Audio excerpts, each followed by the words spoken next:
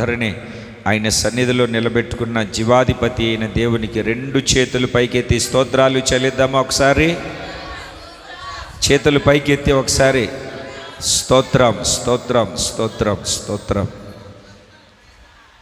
యేసయ్య నామములో మీ అందరికీ నా హృదయపూర్వకమైన వందనాలు. దేవుని ఉచితమైనటువంటి కనికరం, కాపుదల దేవుడు మనకు నిండుగా మెండుగా దయచేశాడు. ఆయన సన్నిధిని గడిపే యోగ్యతను మనందరికీ కలగజేశాడు. ఆయన ఎంతైనా నమ్మదగినటువంటి దేవుడు, ఉన్నతమైనటువంటి కార్యాలు కూడా జరిగిస్తాడు, చేస్తాడు. నమ్ముట నీ వలన అయితే నమ్మువానికి సమస్తమును సాధ్యమే. నమ్మువానికి సమస్తమును సాధ్యమే. దేవుని వాక్యంలో కొద్దిసేపు మనము దేవుని యొక్క మాటలను ధ్యానిద్దాం. పరిశుద్ధ బైబిల్ గ్రంథములో నుండి యెషయా గ్రంథము 61వ అధ్యాయము 10వ వాక్యము. ఆభరణములతో అలంకరించుకొనిన పెండ్లి కుమార్తె రీతిగాను, అలంకరించుకొనిన పెండ్లి కుమార్తె రీతిగాను, ఆభరణములతో అలంకరించుకొని పెండ్లి కుమార్తె అలంకరించుకొని. ఇంకా మనము దేవుని యొక్క వాక్యాన్ని జాగ్రత్తగా చదివితే వాక్యం మనకు చక్కగా సెలవిస్తుంది. పెండ్లి కుమార్తెకు ఉండవలసినటువంటి అనుభవం ఏమిటంటే, పెండ్లి దినమునకు అలంకరించుకోవాలి. దేనితో అలంకరించుకోవాలి అంటే చక్కగా స్పష్టంగా దేవుని వాక్యం సెలవిస్తుంది. ఆభరణములతో అలంకరణ. పెండ్లిలో చాలామంది చెప్తూ ఉంటారు, మేము పెళ్ళికి పిలిస్తే 100 మంది వచ్చారు, 300 మంది వచ్చారు, 500 మంది వచ్చారు, 1000 మంది వచ్చారు, 2000 మంది వచ్చారు, 10,000 మంది వచ్చారు. ఇట్లా మనం చెప్పుకుంటూ పోతే సంఖ్యను చెప్తూ ఉంటారు. పెండ్లి అన్నటువంటిది 10,000 మంది, 1000 మంది, 500 మందితో కాదు జరిగేది. పెండ్లి జరిగేది పెండ్లి కుమారుడు, పెండ్లి కుమార్తె ఉన్నప్పుడు పెళ్లి జరుగుతుంది. పెండ్లి కుమారుడు, పెండ్లి కుమార్తె వాళ్ళిద్దరూ ఉంటేనే పెళ్ళి. వాళ్ళిద్దరూ లేకపోతే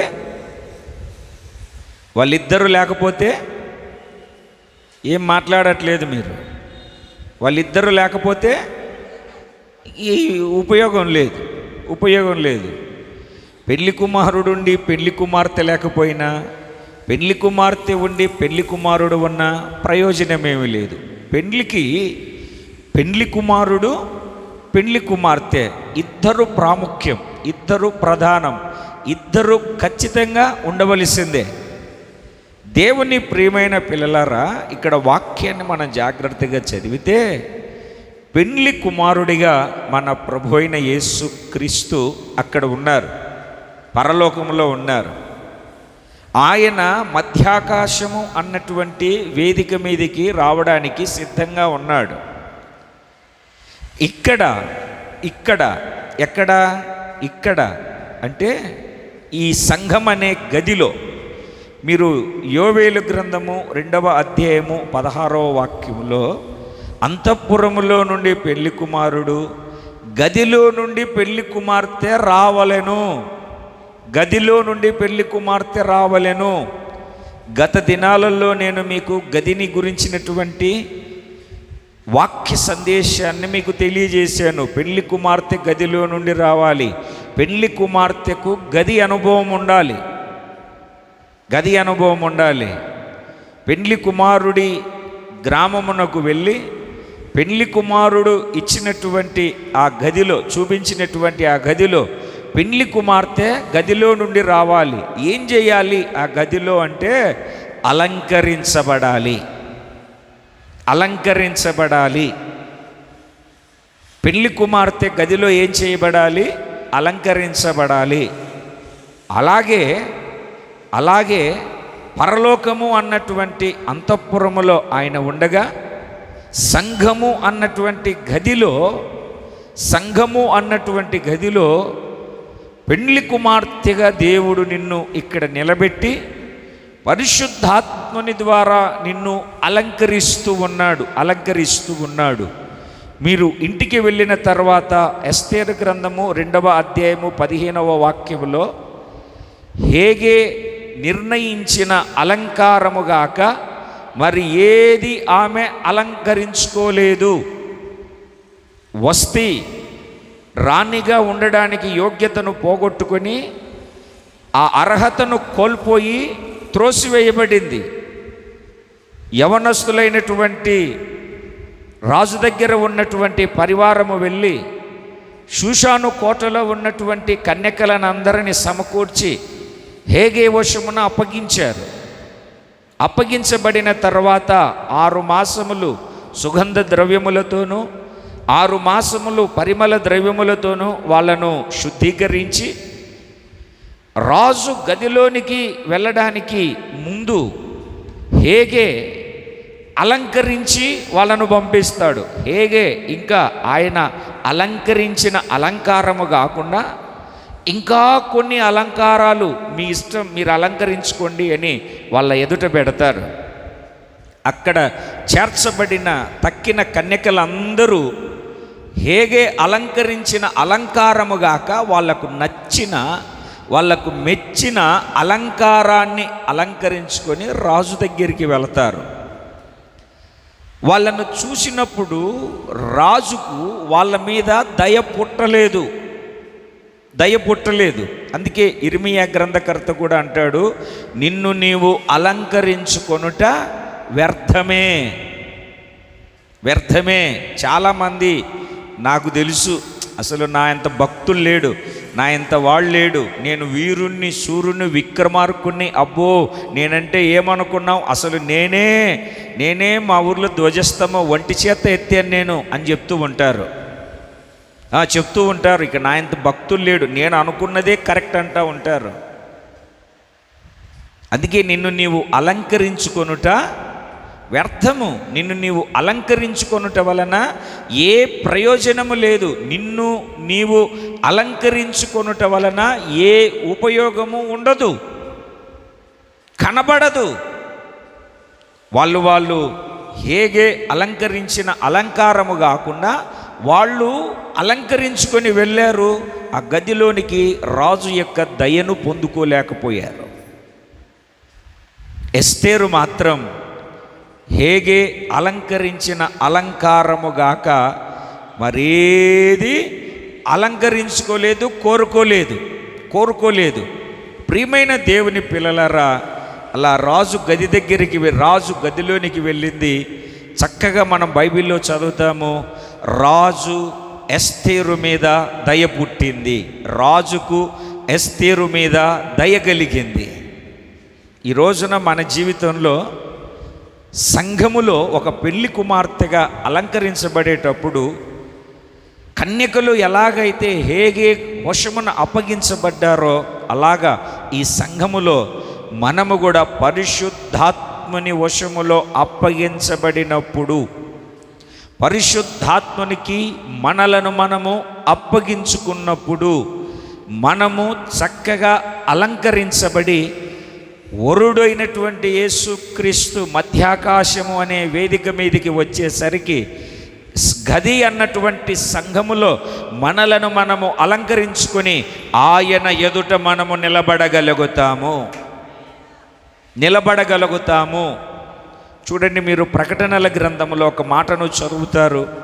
21వ అధ్యాయము 2వ వాక్యాన్ని మీరు చదివినప్పుడు చదవండి. ఆ పరిశుద్ధ పట్టణము తన భర్త కొరకు అలంకరింపబడిన పెండ్లి కుమార్తె వలె సిద్ధపడి పరలోకమునందున్న దేవుని యొద్ద నుండి దిగి వచ్చుట చూచి తిని. ఈ సంఘము పరలోకమందున్నటువంటి సార్వత్రిక సంఘానికి అనుభవం. నూతన యెరూషలేము అను పట్టణము అలంకరింపబడి సాదృశ్యంగా చెప్తూ ఉన్నాడు. నూతన యెరూషలేము అను పట్టణము అలంకరింపబడి, పెళ్లి కుమార్తెగా అలంకరింపబడి, ఎట్లా అలంకరింపబడిందంట? తన భర్త కొరకు. దేని కొరకండి? తన భర్త కొరకు. మనము అప్పుడప్పుడు టీవీల్లో పేపర్లో చూస్తుంటాం ఫ్యాషన్ షోలా ఏమో నాకు తెలియదు. ఫ్యాషన్ షోలు ఏమిటండి? అలంకరించుకుని. ఎందుకు అలంకరించుకుంటున్నారు అని అంటే అందరూ చూడడానికి. ఒక పెళ్లి కుమార్తె ఎందుకు అలంకరించుకోవాలి అని అంటే భర్త కొరకు. ఒక భార్య ఎందుకు అలంకరించుకోవాలి అని అంటే భర్త కొరకు. దేవునికి స్తోత్రం కలుగునుగాక. కొంచెం నోరు తెరిచి గట్టిగా చెప్పాలి. ఎవరి కొరకు అలంకరించుకోవాలి? భర్త కొరకు అలంకరించుకోవాలి. నూతన యెరూషలేము అను పట్టణము తన భర్త కొరకు అలంకరింపబడినదై పరలోకమందున్న దేవుని యొద్ద నుండి దిగి వస్తున్నది. అంటే సార్వత్రిక సంఘములో ఆ పరసంబంధమైనటువంటి అనుభవంలో మీరు ఇంటికి వెళ్ళిన తర్వాత ఎఫెసీ పత్రికలో ఆయన మనలను క్రీస్తుతో కూడా లేపి పరలోకమందు ఆయనతో కూడా మనలను కూర్చుండబెట్టాడు. అంటే మనం ఇప్పుడు పరలోకంలో ఉన్నామా? కాదు, పరలోకపు అనుభవంలో ఉన్నాము. ఆయనతో కూడా కూర్చున్నాం. బాప్తిస్మములో ముంచారు, లేపారు. ఇప్పుడు మనం ఎక్కడ కూర్చున్నామంటే పరలోకములో ఆయనతో కూడా కూర్చున్నాం. అంటే మనం ఇప్పుడు సంఘపు పరసంబంధమైన అనుభవంలో కట్టబడి మన ఆత్మీయతను ముందుకు కొనసాగించుకుంటూ ఉన్నాము. దేవుని లేఖనాలను ఆలకిస్తూ ఉన్న ప్రియమైనటువంటి దేవుని పిల్లలారా, వాక్యాన్ని మనము జాగ్రత్తగా గమనిస్తే, గుర్తుపడితే, వరుడైనటువంటి యేసయ్య అంటే రాకడకు పెండ్లి కుమార్తె సంఘముగా మనలను మనము సిద్ధపరుచుకోవాలి. ఒక్క పేజీ అలా వెనక్కి తిప్పి 19వ అధ్యాయము 8వ వాక్యాన్ని 6 నుండి మీరు చదవడం ప్రారంభిస్తే, అప్పుడు గొప్ప జన సమూహపు శబ్దమును, విస్తారమైన జలముల శబ్దమును, బలమైన ఉరుముల శబ్దమును పోలిన యొక్క స్వరము, సర్వాధికారియు ప్రభువునగు మన దేవుడు ఏలుచున్నాడు, ఆయనను స్తుతించుడి, గొర్రెపిల్ల వివాహోత్సవ సమయము వచ్చినది, ఆయన భార్య తన్ను తాను సిద్ధపరుచుకొని ఉన్నది గనక మనము సంతోషపడి ఉత్సహించి ఆయనను మహిమపరిచెదమని చెప్పగా ఉంటిని. మరియు ఆమె ధరించుకొనుటకు ప్రకాశములను నిర్మలమునైన సన్నపు నారబట్టలు ఆమెకు ఇయ్యబడెను. అవి పరిశుద్ధుల నీతి క్రియలు. పరిశుద్ధుల నీతి క్రియలు. దేవుని వాక్యాన్ని ఆలకిస్తూ ఉన్న ప్రియమైన దేవుని పిల్లలారా, వాక్యాన్ని మనము జాగ్రత్తగా గమనిస్తే, గుర్తుపడితే, పెళ్లి కుమార్తె ఏం చేయబడాలి? గదిలో ఎవరి కోసం అలంకరించుకోవాలి? ఎవరి కోసము అలంకరించబడాలి? తన భర్త కోసం. నిన్ను సృష్టించిన వాడు నీకు భర్త అయి ఉన్నాడు. ఆయన సృష్టికర్త. కలిగినదేదియు యేసయ్య లేకుండా కలగలేదు. కలగజేసిన వాడు ఆయనే, సృష్టించిన వాడు ఆయనే, సమస్తము బాగు చేయగలిగిన వాడు ఆయనే, సమస్తము అనుగ్రహించుటకు శక్తి కలిగిన వాడు కూడా ఆయనే. ఆయన లేకుండా ఏది లేదు. అన్నీ ఆయన యందు గుప్తమై ఉన్నవి, అన్నీ ఆయన యందు దాచబడి ఉన్నవి. ఆయన లేకుండా ఏది లేదు. ప్రియమైన దేవుని పిల్లలారా, ఈ రోజున ఆభరణములతో అలంకరించుకొనిన పెండ్లి కుమార్తె రీతిగా ఎందుకు అలంకరించుకుంటుంది అంటే భర్త కొరకు. ఎక్కడ అలంకరించుకుంటుంది ఆమె అంటే గదిలో. ఏ గది? ఆ గది ఏంటంటే సంఘం అనే గదిలో. ఆమెను అలంకరించువారు ఎవరు అని అంటే పరిశుద్ధాత్ముడు. ఎవరండి? కొంచెం నోరు తెరిచి గట్టిగా. ఆమెను అలంకరించు వారెవరు? పరిశుద్ధాత్ముడు. పరిశుద్ధాత్ముని ద్వారా మనము అలంకరించబడి, మనము శుద్ధీకరించబడి 6 సంవత్సరములు గోపరసముతోనూ 6 నెలలు గోపరసముతోనూ 6 నెలలు సుగంధ పరిమళ తైలములతోనూ మనము శుద్ధీకరించబడిన తర్వాత అలంకరించబడాలి. మీరు పెళ్ళిళ్ళకు ఫంక్షన్లకు వెళ్తూ ఉంటారు. మీరు అలంకరించుకున్న తర్వాత శుద్ధీకరించుకుంటారా? శుద్ధీకరించుకున్నాక అలంకరిస్తారా? మన భాషలో చెప్తా అర్థమవుదు. స్నానం చేసిన తర్వాత బట్టలు వేసుకుంటారా? బట్టలు వేసుకున్న తర్వాత స్నానం చేస్తారా? ఇది కూడా అర్థం కాలేదు మీకు మహానుభావులు. అమ్మా కొంచెం గట్టిగా చెప్పండి కదా. శుద్ధీకరించబడిన తర్వాత అలంకరించబడాలి. గదిలో నువ్వు చేయాల్సినటువంటి అద్భుతమైనటువంటి పని ఏమిటి ఏంటంటే శుద్ధీకరించబడాలి, అలంకరించబడాలి. పెండ్లి కుమార్తె సంఘమునకు ఇవన్నీ చాలా చాలా ప్రాముఖ్యమై ఉన్నవి. నువ్వు అలంకరించబడే ఒక అనుభవం, అలంకరించబడే ఒక ఆత్మీయత, అలంకరించబడే ఒక ఆత్మ సంబంధమైనటువంటి యాత్రలో మనము ముందుకు కొనసాగించబడవలసిన వారమై ఉన్నాము. దేవునికి స్తోత్రం కలుగునుగాక. అబ్బే నేను గదిలోనికి వెళ్ళను, నాకు నేనే అలంకరించుకుంటాను అంటే ఇర్మీయా గ్రంథకర్త చెప్తాడు, నిన్ను నీవు అలంకరించుకొనుట. చదవండి మీరు ఆ మాటను కూడా. ఎందుకు వచ్చిన గొడవ? ఇర్మీయా గ్రంథము 4వ అధ్యాయము 30వ వాక్యము ఆ మధ్యలో ఉంటుంది చూడండి. నిన్ను నీవు అలంకరించుకొనుట వ్యర్థమే.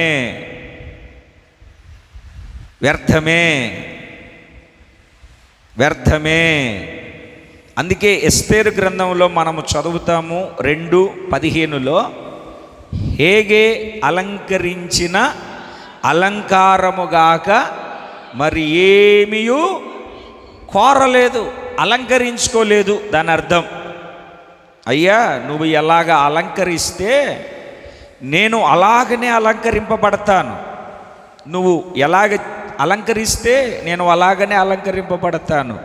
నాకు నచ్చినట్టు, నాకు మెచ్చినట్టు, నేను కోరుకున్నట్టు, నాకు కావలసినట్టు, నాకు అవసరమైనట్టు నన్ను నేను పొరపాటున కూడా అలంకరించుకోలేను. దేవునికి స్తోత్రం కలుగునుగాక. మీరు 13వ వాక్యంలోనికి చదివితే, అంతఃపురములో నుండి రాజు ఇంటిలోనికి వెళ్ళవలసిన సమయమందు ఆమె ఏమియు కోరును, అది ఆ స్త్రీకి అందరికీ, ఎస్తేరుకు అక్కడ ఉన్నటువంటి స్త్రీలకు అందరికీ ఇయ్యబడింది. వాళ్ళు ఏం చేశారు? మీరు అలాగా చదువుకుంటూ వస్తే అందరూ అలంకరించుకొని వాళ్ళకి ఇష్టం వచ్చినట్టుగా, వాళ్ళు కోరుకున్నట్టుగా, వాళ్ళు ఆశించినట్లుగా అందరూ ఏం చేశారు? వాళ్ళు అలంకరించుకొని వెళ్ళారు. కానీ ఎవరికి రాజు యందు ఎవరి మీద ఇష్టము లేదు. ఎస్తేరును గురించి మనము చదివినప్పుడు ఆ హేగే అలంకరించిన అలంకారము చేతనే అలంకరింపబడింది గనక రాజుకు ఇష్టము కలిగింది. ఎందుకంటే రాజు యొక్క ఇష్టమేమిటో, రాజు యొక్క ఆకర్షణ ఏమిటో, రాజు యొక్క ఆలోచన ఏమిటో, రాజు యొక్క అవగాహన ఏమిటో హేగేకు బాగా తెలుసు. అందుకే హేగే అలంకరించిన అలంకారముతో అలంకరించబడాలి. కాదు నేను ఎగస్ట్రా చేస్తాను, నేను ఎక్కువ చేస్తాను. మనం అనుకుంటూ ఉంటాం, ఇలా చేస్తే దేవుడికి నచ్చుతుందేమో, షార్ట్కట్లో వెళ్దాం, కొంచెం ఎక్కువ చేద్దామని మనం అనుకుంటూ ఉంటాం. అర్థమవుతుందండి? అది ప్రయోజనం కాదు, అది రిజెక్ట్ చేయబడమే. నిన్ను నీవు అలంకరించుకోవడం, అధికంగా అలంకరించుకోవడం, అసలు అలంకరించుకోకుండా ఉండడం కూడా ఒక అలంకారం ఉంది. అది పరిశుద్ధమైనటువంటి అలంకారము. పరిశుద్ధమైనటువంటి అలంకారము చేత మనము అలంకరించబడినటువంటి వారమై ఈ ఆత్మీయ యాత్రలో ముందుకు కొనసాగించబడాలి. మీరు చూడండి, దీనవృత్తాంతముల 2వ గ్రంథము, దీనవృత్తాంతముల 2వ గ్రంథము 20వ అధ్యాయము 21వ వాక్యం.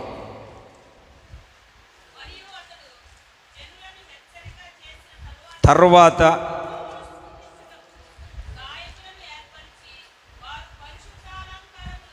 చూడండి, వారు పరిశుద్ధాలంకారములు ధరించి. చాలండి. ఏం ధరించాలి? అలంకారము అని అంటే చాలామంది పాస్టర్ గారు చెప్పారు. ఇప్పుడు చాలామంది కూడా అదే అయిపోయింది. అవి పెట్టుకో, ఇవి పెట్టుకో, అవి చేసి ఇవి చేసి అని చెప్పేసి మొత్తం తగిలించేసుకుంటున్నారు. మొత్తం ఏది పడితే అది మొత్తం తగిలించేసుకొని గంగిరెద్దులాగా. సంక్రాంతి రోజు వస్తుంది గంగిరెద్దు, తెలుసండి మీకు? మొత్తం అసలు బంగారు లేకపోయినా కూడా సరే, మచిలీపట్నం ఏ ఊరు అది? చిలకలపూడా? అక్కడికి వెళ్ళి కొనుక్కొని తెచ్చేసుకునైనా పెట్టుకోవాలి, లేకుంటే ఏమైపోద్దా అన్నట్టుగా. దేవునికి స్తోత్రం కలుగునుగాక. మనం దేవుని యొక్క వాక్యాన్ని జాగ్రత్తగా గమనించాలి. అలంకారము ఏది పడితే అది కాదు, పరిశుద్ధ అలంకారము. ఏమిటి పరిశుద్ధ అలంకారము? ఏమై ఉన్నది ఆ పరిశుద్ధ అలంకారపు యొక్క అనుభవము? చూడండి, మీరు చదువుతారు పరిశుద్ధ బైబిల్ గ్రంథములో కీర్తనల గ్రంథము, కీర్తనల గ్రంథము. ఏమిటి ఆ పరిశుద్ధ అలంకారము? 149వ కీర్తన, కీర్తనల గ్రంథము 149వ కీర్తన 4వ చరణము. ఆయన దీనులను రక్షణతో అలంకరించును. ఆయన దీనులను రక్షణతో అలంకరించును. ఇంతకీ రక్షణ అంటే ఏంటి డేవిడ్ అన్నయ్య? రక్షణ అంటే ఏంటి? నీళ్ళల్లో ముంచేస్తే రక్షణ అయిపోద్దా? నీళ్ళల్లో ముంచేస్తే అయిపోద్దా? మారు మనస్సు పొంది, పశ్చాత్తాపడి మారు మనస్సు పొంది, పాపములను ఒప్పుకొని విడిచిపెట్టి, పాపం విషయంలో చనిపోయి, బాప్తిస్మము ద్వారా క్రీస్తుతో నూతనముగా లేపబడాలి.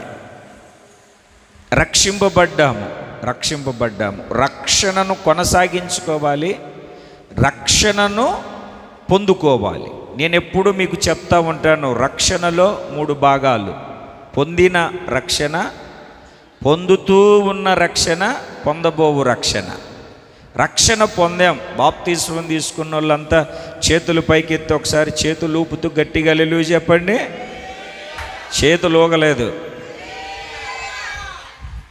ఓకే, మీరు బాప్తిస్మం అంటే పొందారు, రక్షణ పొందారు. పొందిన రక్షణను ఏం చేయాలి? కొనసాగించాలి. ఎప్పుడు దాకా కొనసాగించాలి? గురి చేరేంత వరకు. పొందబోవు రక్షణ, యేసుక్రీస్తు తన కొరకు కనిపెట్టుకొని ఉండువారి రక్షణ నిమిత్తము ఆయన 2వసారి వస్తాడు. అంతవరకు రక్షణను కొనసాగాలి. లేదా మనము పోయేంత వరకు రక్షణను భయముతోనూ వణుకుతోనూ కొనసాగించుకోవాలి. దేవునికి స్తోత్రం కలుగునుగాక. ఇక్కడ వాక్యాన్ని మనం ఏం చదువుతున్నాము అని అంటే, ఆయన దీనులను రక్షణతో అలంకరించును.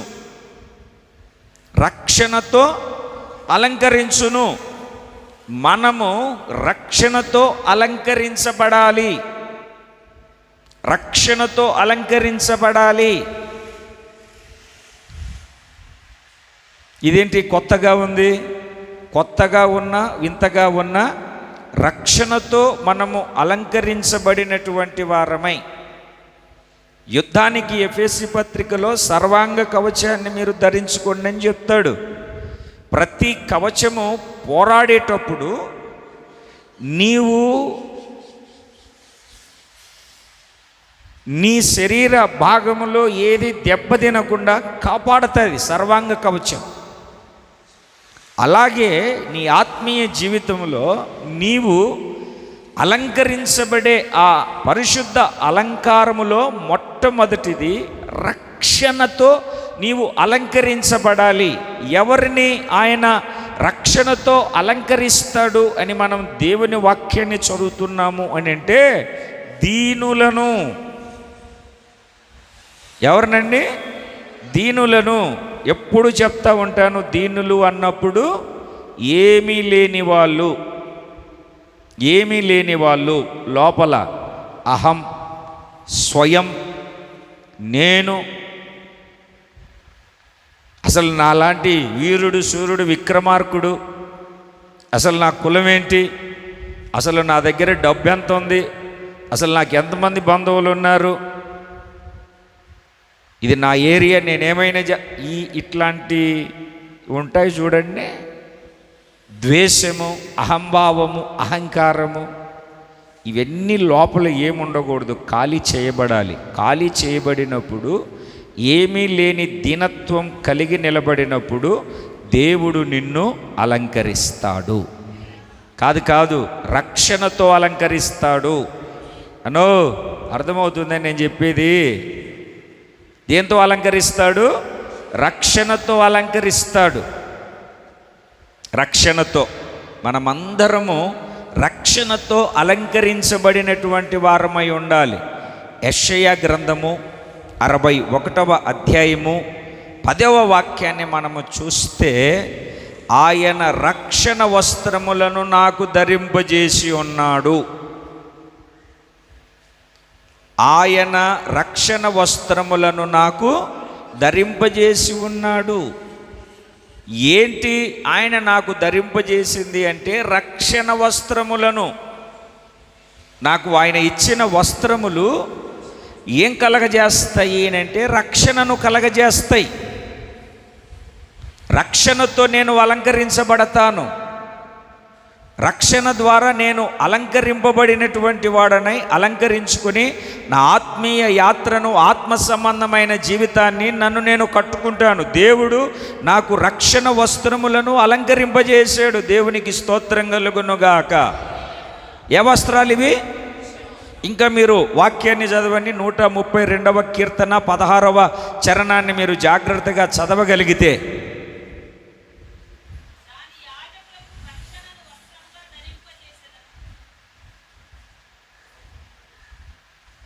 చదువమ్మా. యాజకులకు రక్షణను వస్త్రముగా ధరింపజేసేదను. రక్షణను వస్త్రముగా ధరింపజేస్తాను. ఎలా ధరింపజేస్తాను?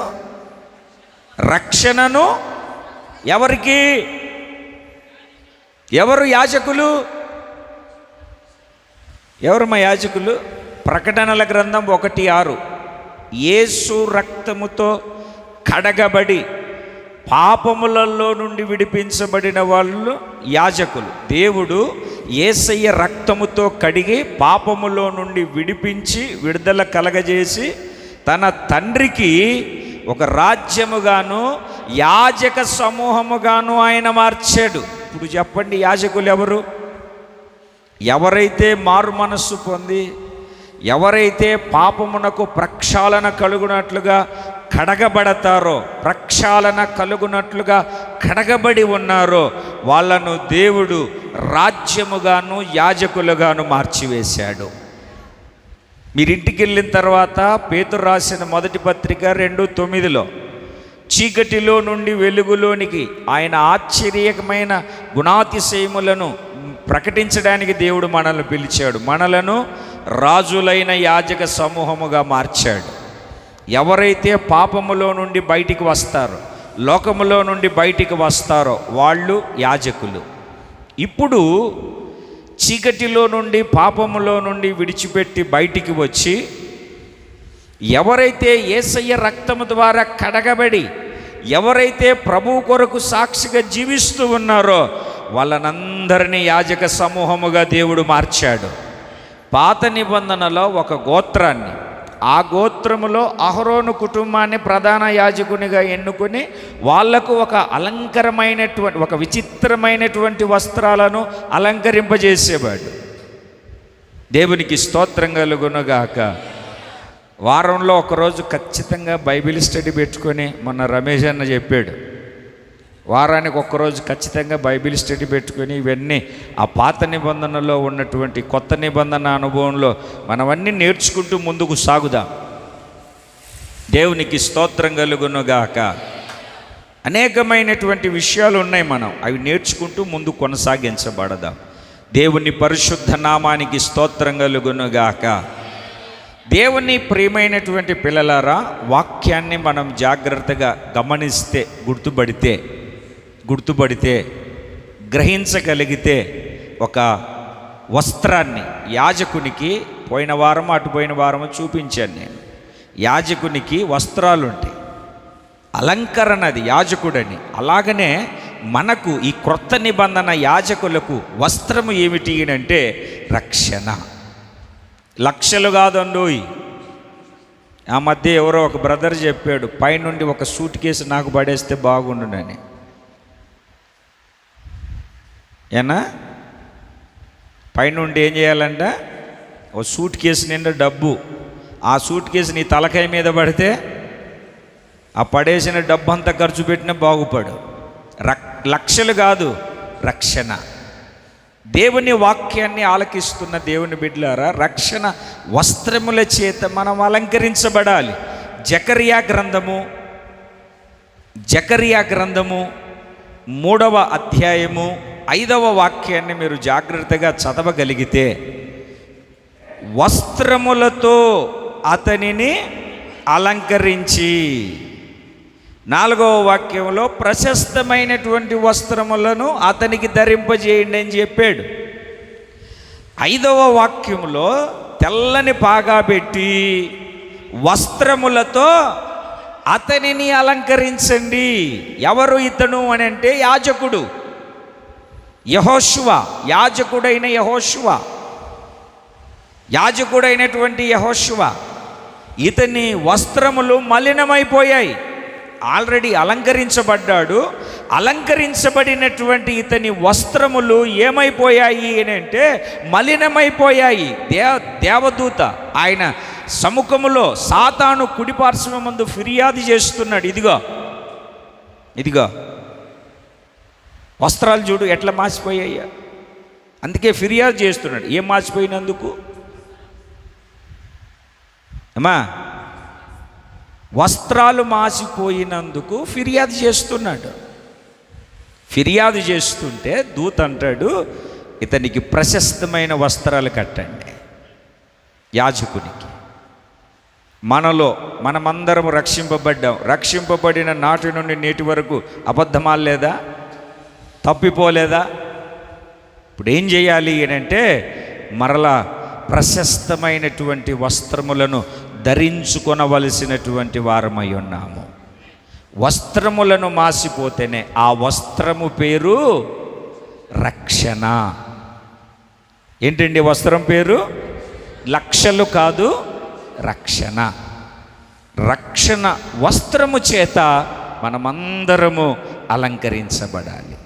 పరిశుద్ధాలంకారములో మొట్టమొదటిది రక్షణ. దీనులను ఆయన రక్షణతో అలంకరించును. యాజకులకు రక్షణ వస్త్రములను ఆయన అలంకరింపజేస్తాడు. యాజకుడైన యెహోషువ వస్త్రములు మలినమైపోతే ఆ వస్త్రములను తీసి ప్రశస్తమైనటువంటి వస్త్రములను అలంకరింపజేసి మరలా ఆయన సన్నిధిలో దేవుడు నిలబెట్టుకున్నాడు. ఈ రోజున మనలందరినీ కూడా పెండ్లి కుమార్తె అలంకరించబడాలి. నీవు కూడా రాజులైన యాజక సమూహం, గది అనే సంఘములో ఒక పెళ్లి కుమార్తెగా అలంకరించబడుతున్నావు. ఈ అలంకరణ భర్త కొరకై ఉండాలి. అలంకరణ నిన్ను సృష్టించిన వాడు నీకు భర్త. ఆ భర్త యేసుక్రీస్తు. ఆయన పెళ్లి కుమారుడిగా ఆయన మధ్యాకాశం అనే వేదిక మీదకి వచ్చినప్పుడు మనలను మనము అలంకరించుకొని, మామూలు అలంకరణ కాదు. ఏ అలంకరణ? పరిశుద్ధ అలంకరణ. ఈ పరిశుద్ధ అలంకరణలో మొట్టమొదటిది రక్షణను దేవుడు నీకు వస్త్రములుగా ఇచ్చాడు. ప్రకటనల గ్రంథంలో చదివాము, సన్నపు నారబట్టలు, తెల్లని వస్త్రాలు, అవే పరిశుద్ధుల నీతి క్రియలు. నీకు ఒక నీతి ఉంది. నీకేముంది? నీతి ఉంది. నీ స్థలం లేనికి ఎవడొచ్చినా మెడకాయ కత్తి తీసుకొని మెడకాయ నరికేసే నీతి నీకు ఉంది. అది నరహత్య అవుతుంది. అవునా కాదా? చెప్పరేంటండి? ఎవడన్నా మన ఇంట్లో ఏదన్నా దొంగతనం చేస్తే చెయ్యి నరికేయమా? మాట్లాడట్లేదు పాపం, మీరు చాలా మంచోళ్ళు కదా. అది నీ నీతి. దేవుని నీతి ఏంటో తెలుసా? వాణ్ణి క్షమించు. అది దేవుని నీతి. నీ నీతి ప్రకారం ఏంటి? అని చితక్కొట్టేసి ఏంటంటే అన్ని అదో పాతాళానికి తొక్కే. మన నీతి అది. దేవుని నీతి క్షమించు. అదే రక్షణ వస్త్రములో, రక్షణ వస్త్రము చేత అలంకరించబడి ఉన్నటువంటి వాళ్లకు ఉండే అనుభవం. చేతులు పైకెత్తి గట్టిగా దేవునికి స్తోత్రం చెబుదాం. కొంచెం గట్టిగా. మొదటిది ఏ అలంకారమ్మా? అదే పరిశుద్ధ అలంకారములోనే మొట్టమొదటిది రక్షణ. అలంకారం అంటే మీరు అలంకరించుకుని రమ్మంటే ఆ చిలకల పూళ్ళవన్నీ తీసుకొని తెచ్చుకొని వచ్చేస్తారు మీరు. దేవునికి స్తోత్రం కలుగునుగాక. ఇది సంక్రాంతి రోజున వస్తా చూడండి గంగిరెద్దు. ఇప్పుడు తగ్గిపోయేలే, లేకుంటే దానిల కంటే పోటీ ఎక్కువైపోయేది. పోటీ ఏమైపోయేది? ఎక్కువైపోయి. అలంకరణ కాదు, ఇది పరిశుద్ధ అలంకరణ. దీంట్లోనే మొట్టమొదటిది ఏంటంటే రక్షణ వస్త్రములు. రక్షణ వస్త్రములు. దేవునికి స్తోత్రం కలుగునుగాక. రెండవ విషయాన్ని చెప్తాను. తిమోతికి రాసిన మొదటి పత్రిక 2వ అధ్యాయము 9వ వాక్యం.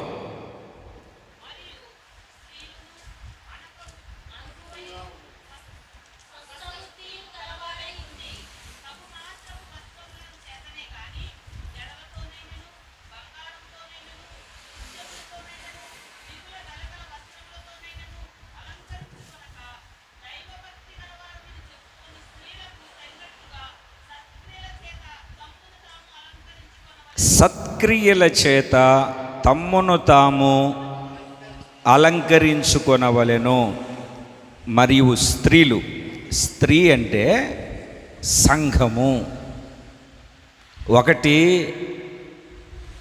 సత్యవాక్యమును సరిగా విభజించేటప్పుడు ఒకటి స్త్రీ. రెండవ కోణములో ఒక మర్మయుక్తమైన సందేశం వినేటప్పుడు సంఘము. సంఘములో స్త్రీ అని పురుషుడని భేదము లేదు. ఎందుకంటే పెళ్లి కుమార్తె సంఘము గనక అందరికీ, ఇది పురుషులకే కానీ స్త్రీలకే కానీ అందరికీ. స్త్రీల కూడికల్లో మాట్లాడేటప్పుడు లేదా స్త్రీ గురించి మాట్లాడేటప్పుడు స్త్రీలకు వర్తిస్తుంది. ఇప్పుడు స్త్రీలకు కానీ పురుషులకు కానీ ఏంటి అని అక్కడ రాయబడి ఉందంటే, అమ్మా స్త్రీలు కూడా మీరు జాగ్రత్తగా గమనించండి. స్త్రీలు అనుకవయు స్వస్థ బుద్ధి. బుద్ధి గడ్డి తినింది అంటారు. ఏనా అంటారా? అనరా?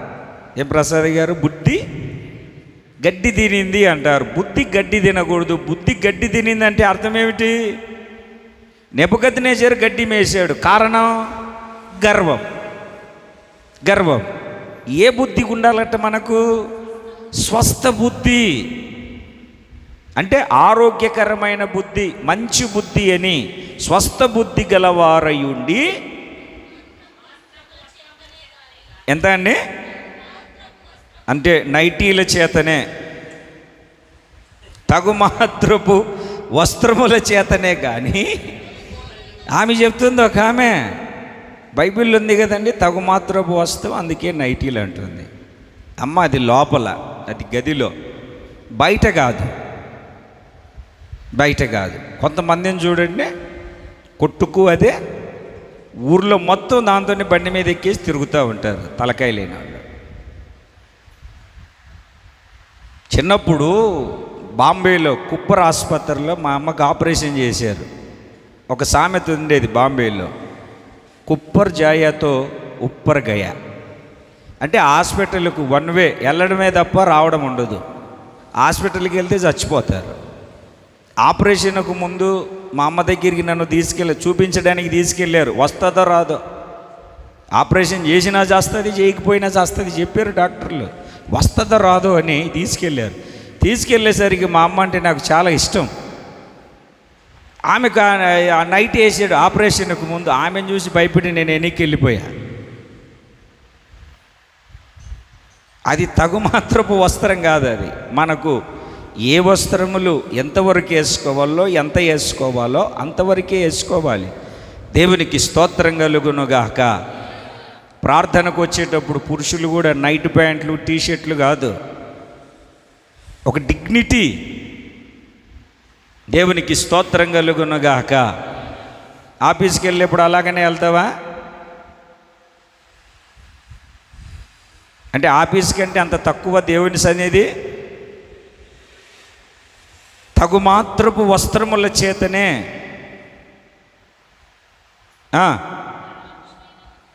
అంటే జడేసుకోకూడదని కాదు, ప్యాషన్ కోసం వేస్తూ ఉంటారు చూడండి. ఎక్కడో చూసానండి, జుట్టు నిండా జడలే.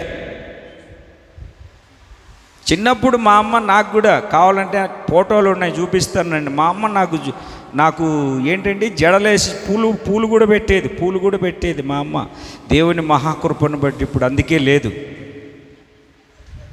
ఇంకొక రహస్యం, చిదంబర రహస్యం చెప్తాను చూడండి. నా తల వెంట్రుకలు మొట్టమొదటిసారిగా మా అమ్మ ఎక్కడ తీసిందో తెలుసా? మా తాత సమాధి దగ్గర తీసింది. మా తాతకు బట్టతలే ఉంది, నాకు కూడా అదే వచ్చిందంట. చూడలే మా అమ్మ. ఇప్పుడు చూస్తే చాలా ఆనందపడేది, మా నాన్న అని. జుట్టు ఊడిపోకముందే వెళ్ళిపోయింది. దేవునికి స్తోత్రం కలుగునుగాక. చెప్పాలండి గట్టిగా.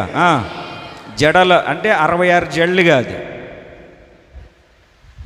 దేవునికి స్తోత్రం కలుగునుగా. జడలు కాదు, జడ. నీ జుట్టును చూపెట్టుకోవడానికి కాదు, అసలు ముసుకే కదా స్త్రీకి అలంకారము. దేవునికి స్తోత్రం కలుగునుగాక. చెప్పాలి. జడలతోనైనను, అబ్బా, ఆషాఢ మాసము ఏదో ఒక రోజు వస్తుంది చూడండి సంవత్సరంలో, కనీసం చెవులోదైనా ముక్కులోదైనా కొనాలంట. వీడు అప్పు చేసి కొంపలన్నీ అమ్మేసేయాలి నీకు బంగారు కొని పెట్టడానికి.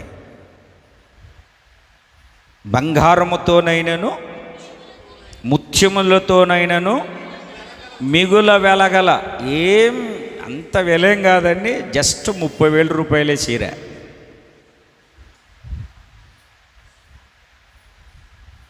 ఎంతండి? 300 షర్టు 300 ప్యాంట్ అయితే మగవాళ్ళకి అయిపోతుంది. కనీసం 3,000 దాటింది చీర తీసుకునేది లేదు.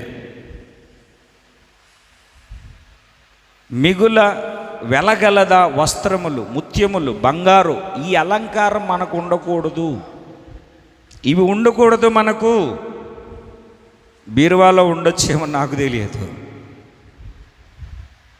వెలుపటి అలంకారము మీకు అలంకారముగా ఉండక, చూడండి, దైవభక్తి గలవారమని చెప్పుకొను స్త్రీలకు తగినట్టుగా సత్క్రియల చేత తమ్మును తాము. ఇప్పుడు నువ్వు అలంకరించుకోవాల్సింది ఏంటంటే నీ హోదా, అసలు నువ్వెవరో చూపెట్టుకోవడానికి బంగారు వెండి వెలగల వస్త్రాలు కాదు. నువ్వు ఏ వస్త్రాలు ధరించాలి అని అంటే, ఏ వస్త్రాల చేత నువ్వు అలంకరించబడాలి అని అంటే ఏమిటండి? సత్క్రియల చేత. దేని చేత? సత్క్రియల చేత.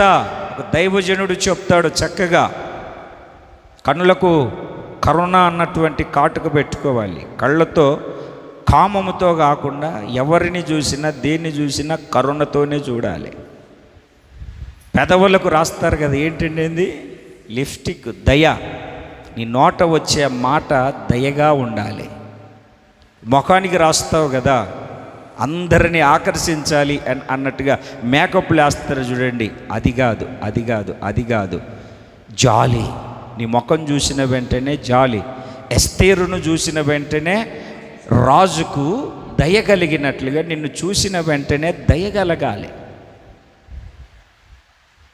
ఇట్లా కండ్రెప్పలు పెట్టుకొని బ్యూటీ పార్లర్కి వెళ్ళి మొత్తం ఇదంతా పీకించుకొని, అర్థమైందండి, ఇవి వెరైటీగా చేసుకొని ఏమిటండి తెల్లగా రాసేసి, ఎంత తెల్లగా రాసినా సాయంత్రానికి సబ్బుతో వెళ్తుంది. దానికి ఒక రకం ఆయిల్ ఉంటుంది, అది తీసుకొని కడుక్కోవాలి, లేకుంటే పెచ్చులు లేచి ఉంటుంది. అది స్కిన్ ఎలర్జీ వస్తుంది ఆ మేకప్ల ద్వారా. ఏం అలంకరించుకోవాలి? సత్క్రియలు.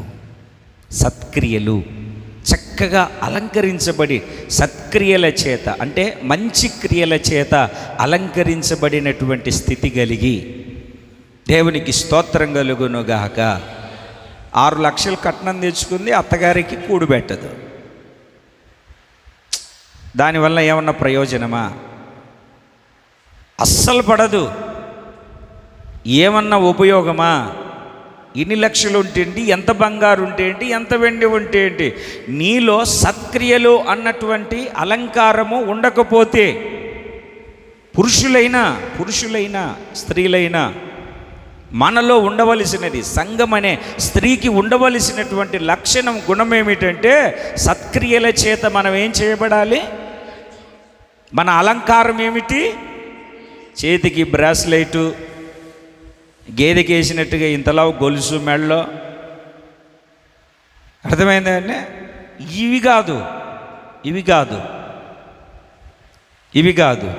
నీవు సత్క్రియల చేత నిన్ను చూసిన వెంటనే కూర్చున్నవాడు కూడా లేచి నీకు వందనాలు చెప్పేటట్లుగా ఒక సత్క్రియ అలంకరించుకునేటువంటి అనుభవం కలిగి నడిపించబడాలి.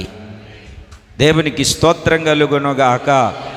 పేతురు రాసిన మొదటి పత్రిక 3వ అధ్యాయము. భక్తకోటికి పేతురు రాసిన మొదటి పత్రిక 3వ అధ్యాయము 4వ వాక్యం. ఆదువైనట్టియు మృదువైనట్టియునైన గుణమును అక్షయ అలంకారము గల మీ హృదయపు అంతరంగ స్వభావము మీకు అలంకారముగా ఉండవలెను. అది దేవుని దృష్టికి మిగుల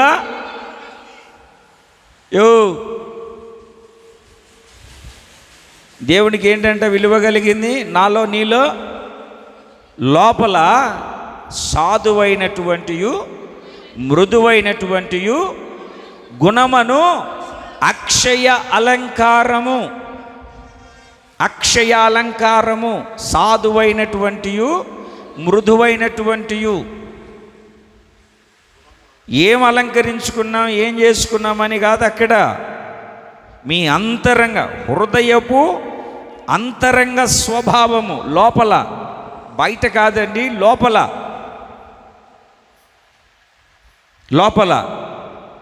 నిబంధన మందసానికి లోపల బయట బంగారు పొదిగించాలి. లోపల బయట. విశ్వాసం అంటే బయట కనబరుచుకునేది కాదు. పుట్టినరోజుకి వెళ్ళి పులిహార పొట్లాలు పంచొచ్చి మిగతా 364 రోజులు ఇష్టానుసారంగా విచ్చలవిడిగా జీవించడం కాదు. ఎట్లా? సాధువైనటువంటియు అప్పుడప్పుడు తోడేలు బయటకు వస్తూ ఉంటుంది చీల్చి చెండాడాలని. అప్పుడప్పుడు సింహం బయటికి వస్తే అప్పుడప్పుడు పాపం అప్పుడప్పుడు కాదు, ఎప్పుడు పడితే అప్పుడు పాపం బయటికి వస్తూ ఉంటుంది. అవిగా బయటికి రాకూడదు. లోపల చూసినప్పుడు అలాగనే ఉండాలి, బయట చూసినప్పుడు కూడా. కొంచెం గట్టిగా చెప్పండి. అది దేవుని దృష్టికి మిగుల విలువ గలది. అటువలే పూర్వము దేవుణ్ణి ఆశ్రయించిన పరిశుద్ధ స్త్రీలు తమ స్వపురుషులకు లోబడి ఉండుట చేత తమ్మును తాము అలంకరించుకొనిరి. లోబడి ఉండుట చేత. నీ స్వపురుషుడైన క్రీస్తుకు నువ్వు లోబడుతున్నావా? ఏముందలే అబద్ధం ఆడితే, ఏముందలే ఇది చేస్తే, దాటి ఒక క్రమమును దాటి దేవుడు మనకు ఒక ఆజ్ఞ వాక్యమును హద్దు ఇచ్చాడు. దాన్ని దాటి చేయకూడనివి చేస్తూ ఉంటే అది దేవునికి ఇష్టమైనది కాదు. దేవుని పరిశుద్ధ నామమునకు స్తోత్రం కలుగునుగాక.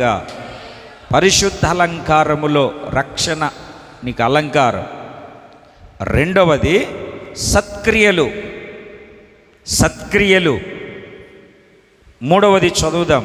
పేతురు రాసిన మొదటి పత్రిక 5వ అధ్యాయము 5వ వాక్యం. దీన మనస్సు అనే వస్త్రము. 5:5 పేతురు రాసిన మొదటి పత్రిక.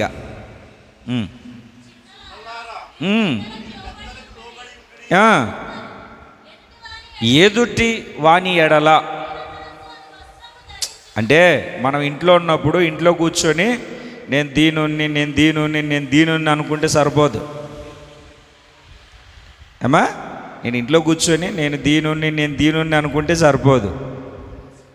నీ ఎదుటికి వచ్చినప్పుడు నేను ఎలా ఉండాలి? ఎట్లా? మళ్ళా చదువు.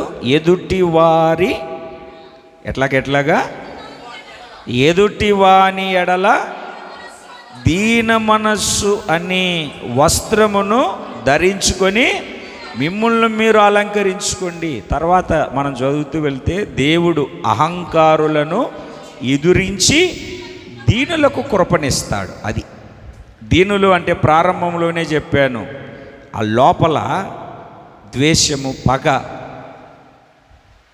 సరే, చేతులు పైకెత్తి చేతులు ఊపుతూ గట్టిగా హల్లెలూయా చెప్పండి. ఇప్పుడు మన మందిరం దగ్గరికి ఒక అతను వచ్చి, ఇదిగో మీరు ఈ లాటరీ కొంటే 50 రూపాయలు లాటరీ కొంటే తగిలితే మీకు కారు ఇస్తామన్నాం అనుకోండి.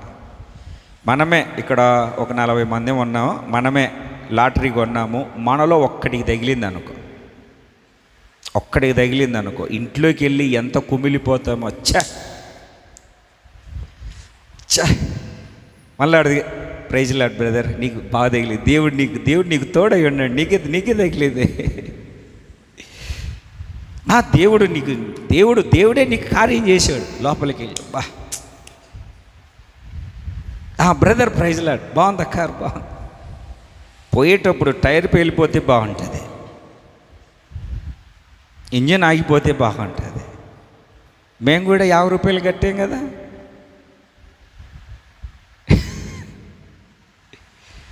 ఒక్కరికి తగిలితే ఎదుటివారి ఎలా ఉండాలట?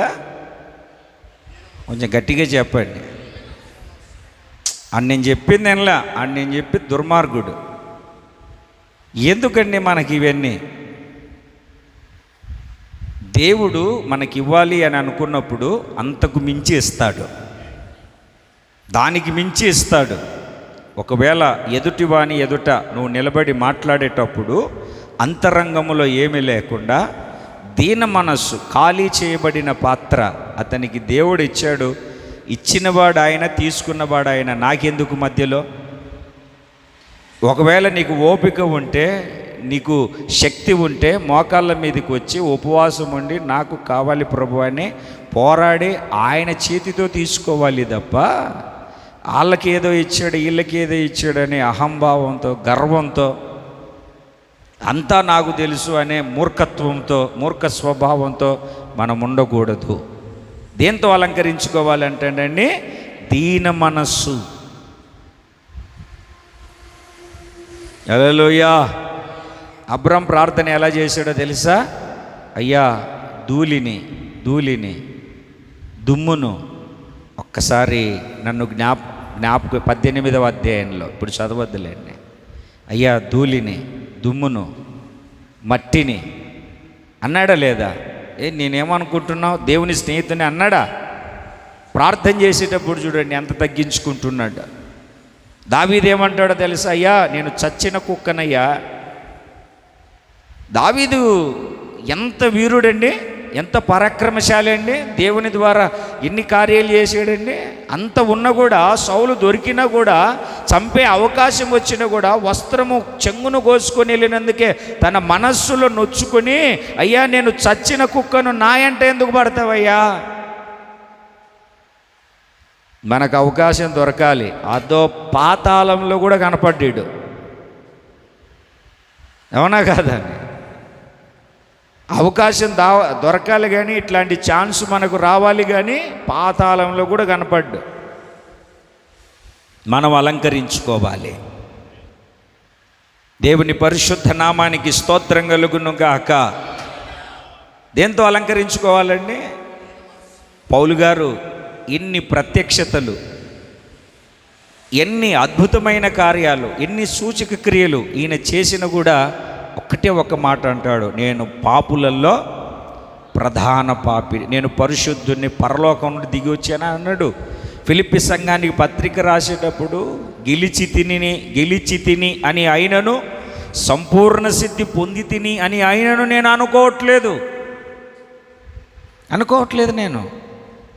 అనుకోవట్లేదు. తిమోతికి రాసేటప్పుడు మంచి పోరాటము పోరాడి తిని, నా పరుగు కడముట్టించి తిని, సంపూర్ణం చేశాను నా పరుగును. ఎంత అద్భుతమైన మాట చెప్పిన ఆయన అంటాడు. అదే తిమోతికి పత్రిక రాస్తూ అంటాడు మొదటి పత్రికలో, నేను పూర్వము దూషకుడను, హింసకుడను, హానికరుడను. ఇంకా పత్రికల్లో చక్కగా చెప్తాడు, నేను పాపులలో ప్రధాన పాపిని. పాపుల లిస్టులో నిలబెడితే ఫస్ట్ పేజీ నాదే వస్తుంది. చూడండి ఎంత తగ్గించుకుంటున్నారో వాళ్ళు. తగ్గించుకొని దేవునికి స్తోత్రం కలుగునుగాక. ఏమిటండి, మొర్దెకైకి ఎస్తేరు రాణి కాకముందు ఎలాగ ఉందో, రాణి అయిన తర్వాత కూడా అలాగే ఉంది. నేను రాణిని, నువ్వేంటి నాకు చెప్పేది అనిందా? అమ్మా జనులు నాశనం అయిపోతున్నారు, నువ్వు కూడా తప్పించుకోమంటే అన్నాను. నేను ఉపవాసం ఉండి ప్రార్థన చేస్తాను, నేను తెగించి వెళ్తాను అని అలా పినతండ్రికి లోబడుతుంది. విధేయత, తగ్గింపు, తన్ను తాను తగ్గించుకోవడం, విధేయత కలిగి జీవించడం. దేవునికి స్తోత్రం కలుగునుగాక. చెప్పాలంటే ఒకసారి గట్టిగా. అదే ఇందాక మనం చదువుకున్నాం పేతురు పత్రిక 3వ అధ్యాయం 5వ వాక్యంలో. 3వ అధ్యాయం 5వ వాక్యంలో మనం చదువుతాం, పూర్వము దేవుణ్ణి ఆశ్రయించిన పరిశుద్ధ స్త్రీలు తమ స్వపురుషులకు లోబడి ఉండుట చేత తమ్మును తాము అలంకరించుకున్నారు. సొంత పురుషులకు లోబడి ఉండుట చేత అలంకరించుకున్నాడు. మన పురుషుడు యేసుక్రీస్తు. మనమేమై ఉండాలి అని అంటే తగ్గించుకొని, దీన మనస్సు కలిగి. ఎక్కడా అని అంటే ఎదుటివాని ఎదుట. అది చూడు వెనక అందరూ వద్దు, ఒక్కరు వెళ్ళిపోతారు. ఇక మీరు వెనకొన్న వాళ్ళు వెళ్ళిపోతారు, మీరు కూడా వెళ్ళేటట్టుగా బాగు వెనక్కి తిరిగేశారు. దేవునికి స్తోత్రం కలుగును. చెప్పండి ఒకసారి గట్టిగా చెప్పండి. లోబడి ఉండుట, తగ్గించుకొని ఉండుట, విధేయత కలిగి జీవించుట అలంకారము. ఇది ఎన్నోది? మొదటిది. రెండవది సత్క్రియలు. మూడవది దీన మనసు, తగ్గింపు, విధేయత ఎదుటివారి ఎడల ఒకరినొకరు గణపరుచుకుంటూ, ఒకరినొకరు హెచ్చించుకుంటూ praise lord brother, praise lord. ఆడు వెళ్ళిపోయిన తర్వాత ఇంకొకడు వచ్చాడు. ఆడు మా చర్చిలో చాలా దుర్మార్గుడు అంటాడు.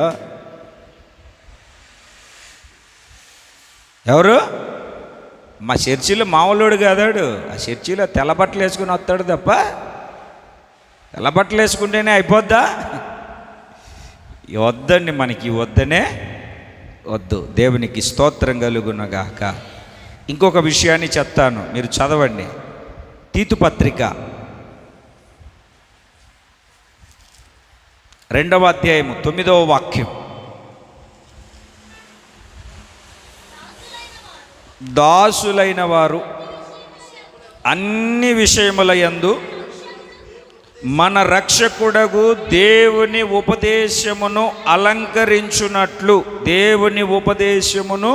అలంకరించున్నట్లు తమ యజమానులను ఎదురు మాట చెప్పక ఏమియు దొంగిలించక సంపూర్ణమైన మంచి నమ్మకమును కనబరుచుచు అన్ని కార్యముల యందు వారిని సంతోషపెట్టుచు వారికి లోబడి ఉండవలెనని వారిని హెచ్చరించుము. అవన్నీ నేను చెప్పట్లేదు కానీ అంతకు ముందు వాక్యాల్లో వచ్చాయి. కానీ ఇప్పుడు నేను చెప్పాలనుకున్న మాట ఏమిటంటే దేవుని ఉపదేశమును అలంకరించుకొనున్నట్లు. ఉపదేశము చేత అలంకరించబడాలి. నోరు తెరిస్తే మనకేం రావాలి? వాక్యమే రావాలి. నోరు తెరిస్తే వాక్యమే మాట్లాడాలి. మాట పెదవి దాటిన వెంటనే దేవుని వాక్యమే వినబడాలి. ఏది అపహరించకుండా మీ యజమానుల దగ్గర దేవునికి స్తోత్రం కలుగునుగాక ఉపదేశమును అలంకరించుకొని నీ చేతికి వచ్చిన పని శక్తికి లోపము లేకుండా చేస్తూ దేవుని వాక్యము ద్వారా ఉపదేశము ద్వారా దేవునికి స్తోత్రం కలుగునుగాక. యెషయా గ్రంథంలో ఒక మాటను మీరు చదవండి. 42వ అధ్యాయము 21వ వాక్యం.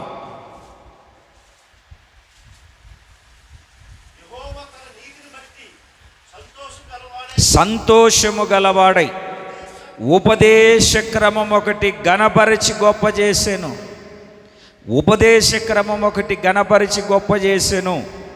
కాస్త తలలు పైకెత్తితే చెప్తాను. విమోచన కూడా 3 విధాలుగా నీ జీవితంలో జరుగుతుంది. ఇందాక రక్షణ 3 విధాలుగా జరుగుతుంది అని చెప్పాను. విమోచన ఒకటి యేసయ్య రక్తం ద్వారా కడగబడుట ద్వారా, రెండవది పరిశుద్ధాత్మని ద్వారా ముద్రించబడుట ద్వారా, మూడవది హృదయపూర్వకముగా ఉపదేశ క్రమానికి లోబడుట ద్వారా.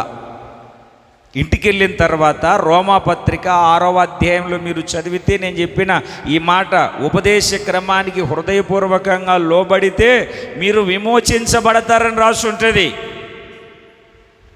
మనము లోబడాలి. ఉపదేశ క్రమానికి ఎవరైతే లోబడతారో, ఉపదేశమునే నువ్వు ఒక అలంకారముగా అలంకరించుకుంటే, ఉపదేశము నీకు అలంకారం అయితే, పరిశుద్ధ అలంకారాలలో ఉపదేశము కూడా నీకు ఒక అలంకారం. అంటే చేతికి పెట్టుకోవాలా, తలకు పెట్టుకోవాలా కాదు. ఎవరైతే ఉపదేశానికి లోబడి ఉపదేశ క్రమములో నిలిచి ఉంటారో వాళ్ళు విమోచించబడతారు, రక్షింపబడతారు. వాళ్లకు సంపూర్ణమైనటువంటి విమోచన కలుగుతుంది. వాళ్ళు సంపూర్ణంగా విమోచించబడతారు. దేవుని పరిశుద్ధ నామమునకు స్తోత్రం కలుగునుగాక. చెప్పాలి 2 చేతులు పైకెత్తి. ఎన్నేనాయి? 4. 5వది యెషయా గ్రంథం 49:18.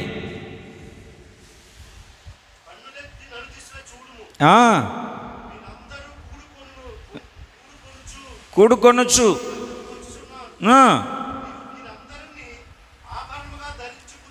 ఎట్లాగా ఆభరణములుగా ధరించుకొందువు. ఎట్లాగా గుర్తుపెట్టండి. పెండ్లి కుమార్తె వడ్డాణము ధరించుకొనున్నట్లు నీవు వారిని అలంకారముగా ధరించుకొందువు. దేవునికి స్తోత్రం కలుగునుగాక.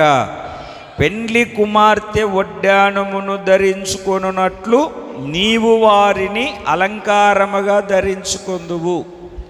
ఈ మాటను జాగ్రత్తగా గమనించండి. ఈ మాటలో మీరు గుర్తుపట్టాల్సింది ఏంటంటే, పెండ్లి కుమార్తె వడ్డాణమును అలంకరించుకుంటుంది. ఏనా? వడ్డాణం తెచ్చుకొని అలా తలకు పెట్టుకొని స్టైల్గా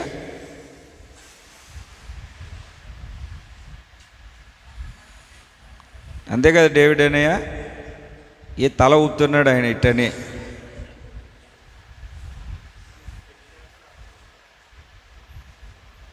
ఏమ్మా, పెళ్లి కుమార్తె ఒక వడ్డానం తెచ్చుకొని అలాగ తలకు స్టైల్గా పెట్టుకొని, ఎక్కడ పెట్టుకుంటుంది వడ్డానం? ఏనా ఎక్కడ పెట్టుకుంటుంది? నడుంకు పెట్టుకుంటుంది. దేవునికి స్తోత్రం కలుగునుగాక. ఎక్కడ పెట్టుకుంటుందండి వడ్డానము? నడుంకు పెట్టుకుంటుంది.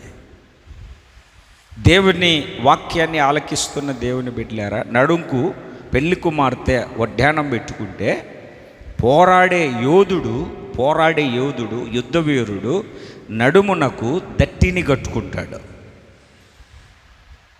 ఏం కట్టుకుంటాడంటే దట్టిని కాస్త నడుము పైన. ఎందుకంటే అది తిన్నది కొవ్వై పొట్టలో ఉండకుండా, పొట్టబడితే వంగదు. పొట్టబడితే ఇంకొక నష్టం ఏమిటంటే నడుము నొప్పి. ఆ దట్టి అలా పెట్టినప్పుడు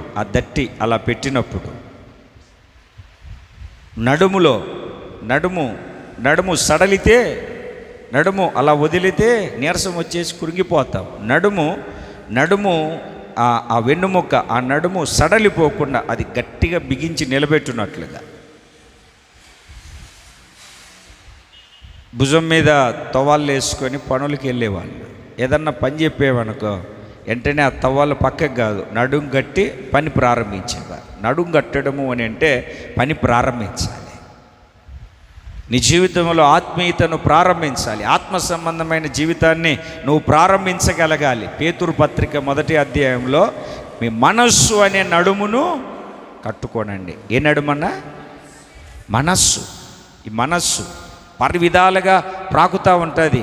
ఇప్పుడు పెద్దలు స్కూల్లో చెప్తూ ఉంటారు, టీచర్లు, వీడు బాడీ ప్రజెంట్ కానీ మైండ్ ఆబ్సెంట్ అయిపోయాడు. వీడు ఏ సెంటుకి వెళ్ళాడో నాకు తెలియదు, సెంటుకి వెళ్ళాడు. మనసు ఇక్కడే ఉంటుంది. ఆ వండుకొని వచ్చి ఉంటారు చూడండి, ఉప్పు కారం వేసేసి ఎప్పుడెప్పుడు ఇంటికి వెళ్ళి ఉడకబెట్టాలి, ఎప్పుడు తినాలని ముక్కల మీద ఉంటుంది మనసు. ఆదివారం పొద్దున్నే నీ మనసు ఎక్కడ ఉండాలి? చికెన్ కొట్టు దగ్గర, చేపల కొట్టు దగ్గర, మందిరం దగ్గర. మామూలుగా నోరుతో అంటారులే బాగానే. నీ మనసు ఎక్కడ ఉండాలి? నువ్వు నడుము కట్టబడి ఉంటే నువ్వు ఆరాధన టయానికి దేవుని సన్నిధిలో నువ్వు నిలబడిపోతావు. మనసు ఎక్కడో పెట్టుకొని ఇక్కడ ఏదో వచ్చాను, అనవసరంగా వచ్చాను, అక్కడికి పోతే బాగుంటున్నా, అదే బాగుంటున్నాను అనుకుంటుంటే ఏం ప్రయోజనం? నీ మనస్సు కట్టబడలే. ఇక్కడ వాక్యం మీద, ఉపదేశం మీద, సందేశం మీద లేదు మనస్సు. టైం చూసుకుని ఇంకా ఎంతసేపు, ఈరోజు ఏదో స్టార్ట్ చేశాడు, ఈ మైక్ పెట్టుకున్నాడు, ఈ మైక్ అయితే ఆఫ్ చేసేవాడు. దేవుని బిడ్డలారా గమనించండి, నీ మనస్సు స్థిరంగా ఉండాలి. నీ మనస్సు కట్టబడాలి. కొత్తగా గేదెని తెచ్చుకుంటే అమ్మ అలా తిరిగేసిరా అని వదిలేస్తావా? ఏమవుతుంది? అది నీ ఇంటికి అలవాటు కావాలంటే దాన్ని ఏం చేయాలి? కట్టేయాలి. అలాగనే నువ్వు దేవునికి, పరిశుద్ధతకు, ఆత్మీయతకు నువ్వు లోబడి ఉండాలంటే మొదట నీ మనస్సును. మీరు ఇక్కడే ఉంటారా? ఇప్పుడు మీరు అనుకుంటే మీ మనసు అక్కడ భీమవరం చుట్టూరు తిరుగుతూ ఉంటుంది. అన్నిటికంటే ఎక్కువ స్పీడ్గా పరిగెత్తేది ఏదైనా ఉందంటే మనస్సే. అమెరికాకు కూడా ఫ్రీ టికెట్, అలాగ వెళ్ళి అలాగ తిరుగుతూ ఉంటుంది. చూడండి, ఎవరన్నా ఏదన్నా చెప్తూ ఉంటే పలాని సింగపూర్లో అది అంటే ఈ మనసు అక్కడికి వెళ్ళిపోయి తేలాడుతూ ఉంటుంది. అందుకే దీన్ని కట్టేయాలి. ప్రాకారము కలిగిన 10 పట్టణాలైనా పట్టుకోవచ్చు, కానీ తన మనస్సును స్వాధీనపరుచుకొని వాడే శ్రేష్ఠుడని సామెతల గ్రంథకర్త చెప్తాడు. నీ మనస్సు అనే నడుమును కట్టుకోవాలి. పెళ్లి కుమార్తెకు వడ్డానము ఎందుకు అని అంటే నీకు ఒక బాధ్యత. నువ్వు ఒక బాధ్యత కలిగి జీవించాలి. నువ్వు బాధ్యత కలిగి నడిపించబడాలి. ఇక్కడ ఉన్నంత వరకు మహారాణిలాగా ఉంటావు. అక్కడికి వెళ్ళిన తర్వాత అనేక బాధ్యతలు నీ మీద ఉంటాయి. స్తోత్రం చెబుదాం ఒకసారి గట్టిగా. ఎఫెసీ పత్రిక 6:14 సత్యమను తట్టి. యోహాను సువార్త 17:17 నీ వాక్యమే సత్యము. మనస్సునకు నడుమునకు కట్టే ఒక దట్టి, కట్టుకునే ఒక అనుభవం. ఈ ఆత్మీయ యాత్రలో, ఆత్మ సంబంధమైన యాత్రలో కట్టబడినటువంటి ఒక అనుభవం కలిగి ముందుకు కొనసాగించబడాలి. చేతులు పైకెత్తి గట్టిగా దేవునికి స్తోత్రం చెబుదాం, బిగ్గరగా చెబుదాం. పరిశుద్ధ అలంకారము అలంకరించుకొని పెళ్లి కుమార్తె సంఘముగా మనమందరం ఆయన ఎదుట నిలబడాలి. మొదటిది రక్షణ, రెండవది సత్క్రియలు, మూడవది దీన మనస్సు, నాలుగవది ఉపదేశం, ఐదవది మర్చిపోయారు. ఇప్పుడే చెప్తానే ఉన్నాను, వడ్డానం బాధ్యత. దేవునికి స్తోత్రం కలుగునుగాక. కొంచెం గట్టిగా చెప్పండి.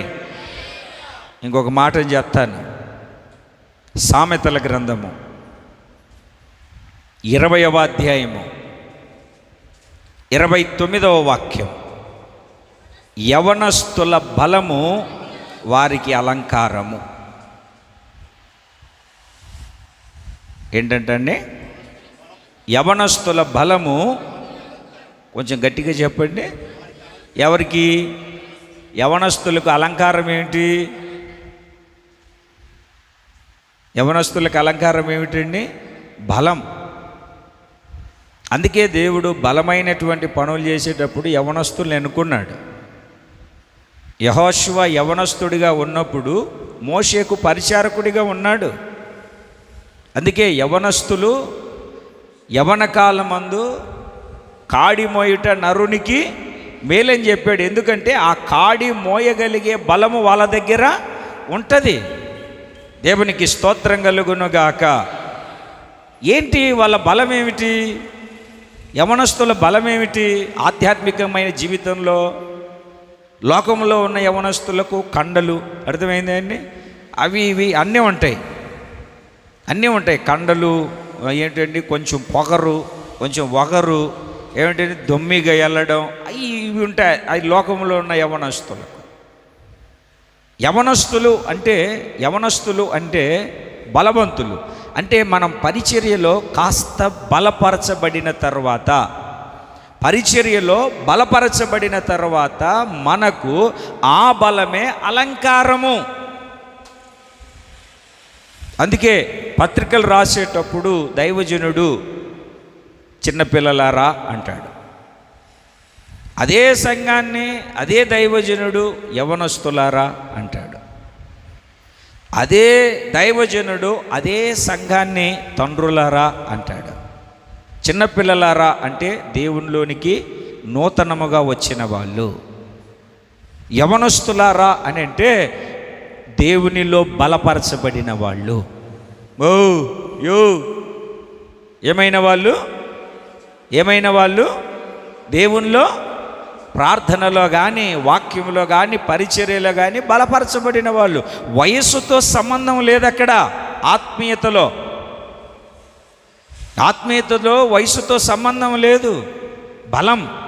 దేవునికి స్తోత్రం కలుగునుగాక. తండ్రులారా అంటే అనుభవం. బలం వేరు, అనుభవం వేరు. అంతే కదా డేవిడ్ అన్నయ్య? బలం వేరు, అనుభవం వేరు. బలానికి అనుభవం తోడైతే, బలము అనుభవము రెండు కలిస్తే ఎంత పనైనా ఈజీగా చేయగలుగుతాము. అందుకే యవనస్తుల బలము వారికి అలంకారం. నీకు బలము అలంకారంగా మార్చబడాలి. ఏమిటి ఆ బలం? యోహాను రాసిన మొదటి పత్రిక 2వ అధ్యాయము 14వ వాక్యం. యవనస్తులారా మీరు బలవంతులు. చదవండి ఆ మాటను. 14. అందరూ బైబిల్ తీసి అందరు తీయండి. బైబిల్ తీయండి. వాక్యాన్ని మీరు జాగ్రత్తగా గమనిస్తే, తీశారా అందరు బైబిల్? చదవండి ఆ మాట, ఆ ఒక్క మాటనే చదవండి. యవనస్తులారా చెప్పండి, అందరు చెప్పండి అమ్మా, నోరు తెరిచే. మీరు బలవంతులు. యవనస్తులు ఎవరంటే బలవంతులు.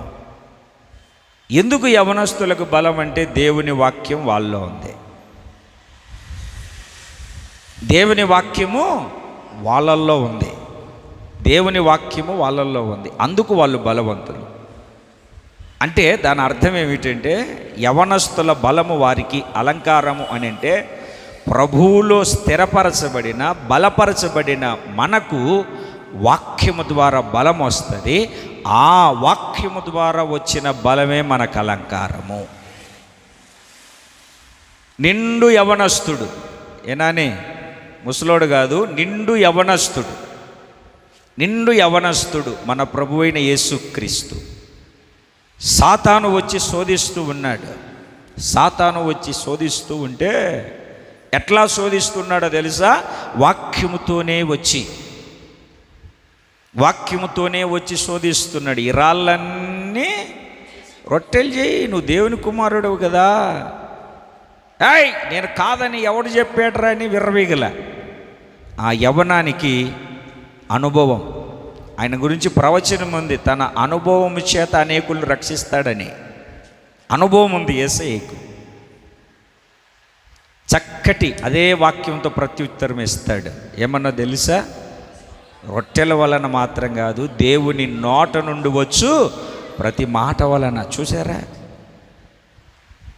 చూసారా? ఈ కొండ మీద నుండి దూకు, దేవదూతలు వచ్చి నిన్ను పట్టుకుంటారు. అప్పుడు ప్రభువు అంటాడు, నీ దేవుణ్ణి శోధించకూడదు. వాక్యంతోనే పట్టణాలన్నీ ఒక్క నిమిషం, లోకాన్నంతా ఒక్క నిమిషంలో చూపించి నాకు ఒక అట్లా జస్ట్ నమస్కారం చేయి. ఎట్లా మనం అప్పుడప్పుడు అనుకుంటా అట్లా నమస్కారం చేస్తే తప్పే ఉందిలే, అక్కడికి వెళ్ళి జస్ట్ అలా నమస్కారం చేయి. ఇప్పుడు పూజ దగ్గరికి వెళ్ళినప్పుడు ఆ నమస్కారం చేస్తే తప్పేంటి? సాతానుగాడు కూడా అదే అనింది, జస్ట్ నాకు సాగిలపడు, నేను ఈ మహిమని ఇస్తాను. నీ దేవునికి తప్ప ఎవ్వరికి సాగిలపడకూడదు. సాతానాన్ని గద్దించాడు, పారిపోయాడు. ఇంకా చూసారా ఆ బలం? వాక్యం అనే బలం సాతానుని జయించగలిగింది. అటువంటి బలం యోసేపు కూడా తన యజమానుని భార్య తనతో పాపము చేయడానికి పిలిచినప్పుడు అది తన బలం పరిశుద్ధత, ఆ బలాన్ని ఆయన చెరసాలకు వెళ్ళడానికి కూడా ఒప్పుకున్నాడు, కానీ పాపానికి మాత్రము లోబడలేదు. అటువంటి బలం క్రీస్తులో ఉన్నటువంటి బలం, వాక్యములో ఉన్నటువంటి బలం, వాక్యములో స్థిరపడిన మనకు యవనస్తులు అని అంటే వాక్యంలో స్థిరపరచబడినటువంటి వాళ్ళు అని. వాక్యంలో బలంగా, పరిచర్యలో ఆత్మీయతలో బలంగా ఉన్న వాళ్ళని. వాళ్లకు బలం ఏమిటి అని అంటే, ఆత్మీయులకు బలం ఏమిటంటే వాక్యము ద్వారా మనం అలంకరించబడాలి. రెండు చేతులు పైకెత్తి గట్టిగా, దేంతో అలంకరించబడాలండి మనము? కొంచెం గట్టిగా చెప్పండి, దేంతో అలంకరించబడాలి? వాక్యముతో మనము అలంకరించబడాలి. వాక్యముతో మనం అలంకరించబడాలి. పరిశుద్ధ అలంకారము అలంకరించుకోండి. పరిశుద్ధ అలంకారము చేత మీరు అలంకరించబడండి. ఏమిటి పరిశుద్ధ అలంకారము అని అంటే? రక్షణ, ప్రశస్త వస్త్రాలు, రక్షణ అనే వస్త్రాలు. రెండవది అమ్మా, సత్క్రియల చేత మిమ్మల్ని మీరు అలంకరించుకోనండి. మూడవది దీన మనసు, తగ్గింపు, విధేయత. మూడవది దీన మనసు. నాలుగవది ఉపదేశం. ఐదవది వడ్డానం, బాధ్యత. ఆరవది వాక్యం అనే బలం. యవనస్తుల బలము. మన బలం ఏంటనా? మన అలంకారం ఏమిటి? వాక్యం. మోకరించండి, ప్రార్థన చేసుకుందాం.